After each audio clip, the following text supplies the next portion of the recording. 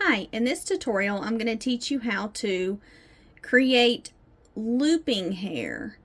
It's where they kind of look like loops, and it's best for, this is acrylic, but it is best to do this with like Chanel type plush yarns that will shed on the ends.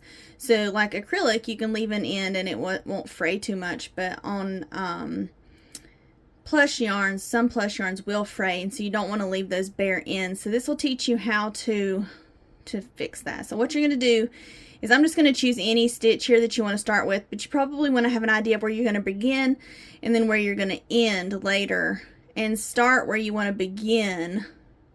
So what you're going to do is just go under one of the stitches like this, and you're going to take your yarn and just slip stitch to it.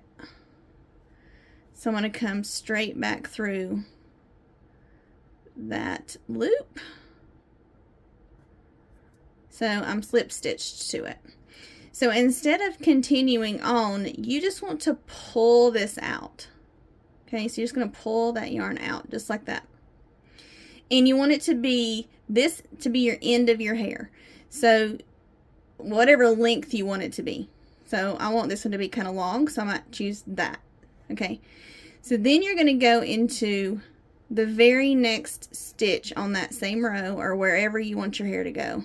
Very next stitch, and you're going to pull the yarn through it, and you have a loop on your hook, and you're going to pull the yarn through that loop to create another slip stitch.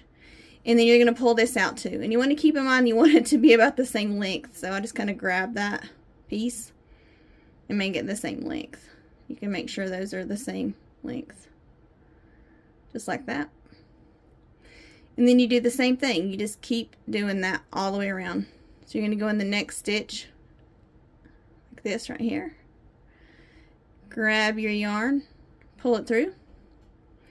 Grab the yarn and pull it through your loop on your hook. Stretch it out. Again, you may want to stretch it out to be the same length, like that.